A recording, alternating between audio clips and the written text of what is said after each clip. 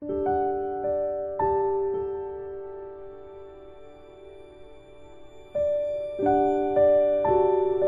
friends, welcome to Shali's kitchen. അപ്പോൾ നമുക്ക് ഇന്ന് നെല്ലിക്ക കൊണ്ട് എങ്ങനെയാണ് അച്ചാർ ഉണ്ടാക്കുന്നതെന്ന് നോക്കാം. സോ വീഡിയോ ഇൻട്രസ്റ്റിംഗ് ആയി തോന്നുകയാണെങ്കിൽ ഷാലിസ് കിച്ചൺ സബ്സ്ക്രൈബ് ചെയ്യണം, എൻ്റെ അടുത്തുള്ള ബെല്ലൈക്കനും പ്രസ് ചെയ്യണം, എന്നാലും പുതിയ നോട്ടിഫിക്കേഷൻ കിട്ടുകയുള്ളൂ. അപ്പോൾ നമുക്ക് നേരെ റെസിപ്പിയിലേക്ക് കിടക്കാം. ഇത് വലിയ നെല്ലിക്കയാണ് കേട്ടോ, ഞങ്ങൾക്ക് ഇവിടെ കിട്ടാറില്ല. അപ്പോൾ കടയിൽ കണ്ടപ്പോൾ ഞാൻ വാങ്ങിച്ചതാണ് ഇത്രയും. സോ ആദ്യം തന്നെ ഇത് നന്നായി വാഷ് ചെയ്ത് വെക്കാം കേട്ടോ. പാത്രത്തിൽ വെള്ളം ഒഴിച്ചിട്ടുണ്ട്. ഇനി നമുക്കിത് സ്റ്റീം ചെയ്ത് കേട്ടോ. അപ്പോൾ അതിലേക്ക് നമ്മളുടെ നെല്ലിക്കൊക്കെ ഇടാം. എന്നിട്ട് ഒരു 5 മിനിറ്റ് സ്റ്റീം ചെയ്തെടുക്കാം. ഇത് പെട്ടെന്നാവേ. അപ്പോൾ ഞാനിത് അടച്ചു വെച്ചിട്ട്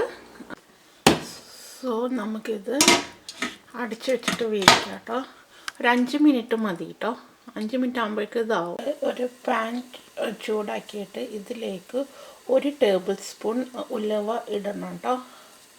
ഉലുവ ഇട്ടിട്ട് ഇത് വറുത്തെടുക്കാം. ഓക്കെ, ഇങ്ങനെ ചെയ്യുമ്പോൾ നമ്മൾ നെല്ലിക്ക കുറേ നാൾ കേടുകൂടാതൊക്കെ ഇരിക്കും കേട്ടോ. സോ ഇതൊന്ന് വറുത്തെടുക്കാം.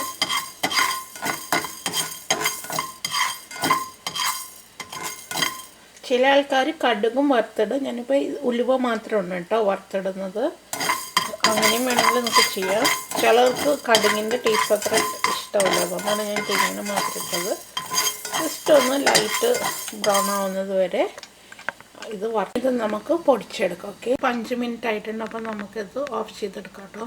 സോ നമുക്കിത് എടുക്കാം. നമുക്ക് 5 മിനിറ്റിൽ തന്നെ ഇത് നന്നായി വെന്ത് വന്നിട്ടുണ്ട്. ഇനി ഇത് നമുക്ക് സ്മാൾ പീസസ് ആയിട്ട് കട്ട് ചെയ്യണം കേട്ടോ.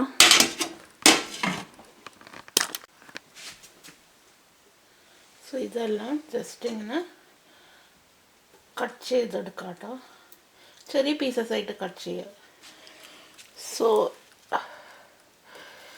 ഇത് വെന്ത കാരണം തന്നെ വേഗം ഇങ്ങനെ വിട്ടുപോരും കേട്ടോ. ഇങ്ങനെ ജസ്റ്റ് എടുത്തിട്ട് ആദ്യം ഇതിൻ്റെ കുരു കളയുക. എന്നിട്ട് ഇങ്ങനെ ജസ്റ്റ് പീസസ് ആക്കി എടുക്കുക. ഓക്കെ, നിങ്ങൾക്ക് ചെറിയ പീസസ്സാണ് വേണമെന്നുണ്ടെങ്കിൽ അതുപോലെ തന്നെ. ഇപ്പോൾ നോക്കൂ, ഒരു പീസസിൽ തന്നെ, ഒരു നെല്ലിക്കയിൽ തന്നെ കുറേ പീസസ് കിട്ടും. ഇത് വലുതായതുകൊണ്ടേ. അങ്ങനെ ഇതുപോലെ എല്ലാം ഇതുപോലെ കട്ട് ചെയ്തെടുക്കുക. എല്ലാം കട്ട് ചെയ്തെടുത്തിട്ടുണ്ട്. നമുക്ക് ഒരു പാൻ ഓൺ ചെയ്തിട്ട് ഇതിലേക്ക് ഓയിൽ ഇട്ട് കൊടുക്കുക. ഇതിലേക്ക് ഞാൻ കുറച്ച് ഓയിൽ ഒഴിച്ചിട്ടുണ്ട് കേട്ടോ. ഇനി ഇത് ചൂടാവും. കടുക് ഇട്ട് കൊടുത്തിട്ടുണ്ട്. ഇത് പൊട്ടി വരട്ടെ കേട്ടോ. കടുക് പൊട്ടിയിട്ടുണ്ട്. ഇനി നമുക്ക് ഇതിലേക്ക് നമ്മൾ കുറച്ച് വെളുത്തുള്ളി ഇട്ട് കൊടുക്കുക. ഓക്കെ, വെളുത്തുള്ളിയും കുറച്ച് കറി ലീവ്സ് ഇട്ടിട്ട് ഇതൊന്ന് സോട്ട് ചെയ്തെടുക്കട്ടെ. ലൈറ്റായിട്ട് ഇത് ജസ്റ്റ് ഒന്ന് ഫ്രൈ ചെയ്തിട്ട് നമുക്ക് ഇനി തീ വളരെ കുറച്ച് കൊടുക്കണം കേട്ടോ. ഇനി നമുക്ക് പൊടി ഇടാനുള്ളതാണ്. അപ്പോൾ ഇത് കരിയാൻ പാടില്ല. അപ്പോൾ തീ ഒന്നല്ലെങ്കിൽ ഓഫ് ചെയ്യുക, അല്ലെങ്കിൽ വളരെ ചെറുതായിട്ട് സിമ്മിലിടാം കേട്ടോ. ഇനി ഇതിലേക്ക് ഞാൻ 2 ടേബിൾ സ്പൂൺ മുളക് പൊടി ഇട്ട് കൊടുക്കുന്നുണ്ട്. ഓക്കെ, തീ നന്നായി കുറച്ചിട്ട് വേണേ.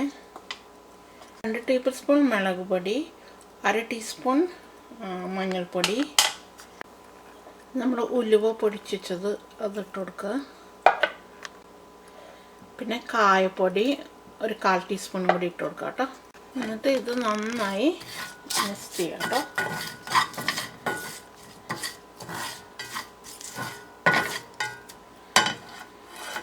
ഇതിലേക്ക് നമ്മൾ വിനീഗർ ഒഴിച്ചു കൊടുക്കണം. ഞാനൊരു 1/4 കപ്പ് ഒഴിച്ചു കൊടുക്കുന്നുണ്ട്.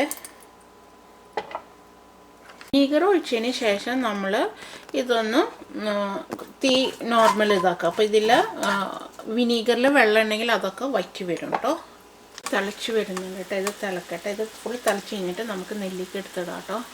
വന്നിട്ടുണ്ട്. ഇനി ഇതിലേക്ക് നമുക്ക് നെല്ലിക്ക. അതിന് ശേഷം ഞാൻ ഒന്നും കൂടി ഇത് സിമ്മിലാക്കിയിട്ടുണ്ട്. കാരണം അല്ലെങ്കിൽ ഇത് ഫുള്ള് വറ്റിപ്പോകും. ഞാൻ വേറെ വെള്ളമൊന്നും ഒഴിക്കുന്നില്ല, അതുകൊണ്ടാണ് കേട്ടോ.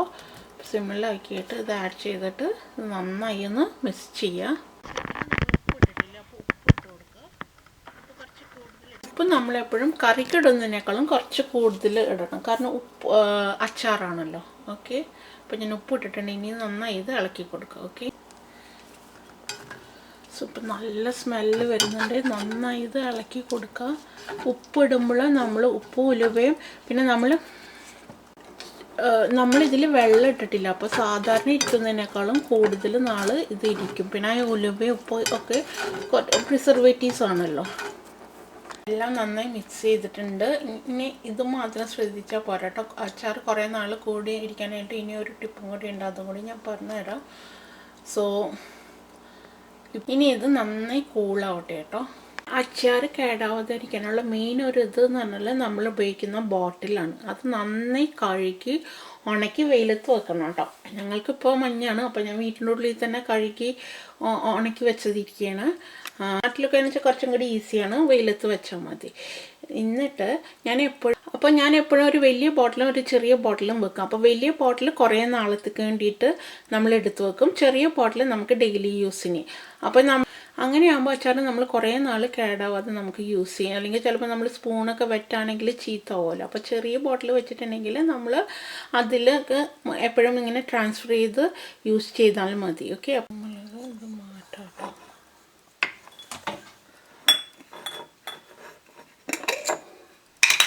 ഇത് ഫിൽ ചെയ്യാം. സോ നമ്മൾ അച്ചാർ ഇത് ഫുള്ള് ഇതിലേക്ക് ഇട്ട് കൊടുക്കുക.